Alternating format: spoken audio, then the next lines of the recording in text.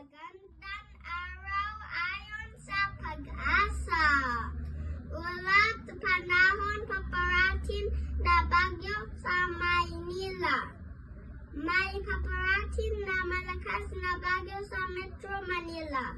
Maghanda at manatiling alerto. Narito ang mga dapat gawin. Makinig sa balita. Ihanda ang inyong bahay. Maghanda ng emergency kit. Alamin ang ligtas na daan para lumikas. Huwag lumabas ng bahay.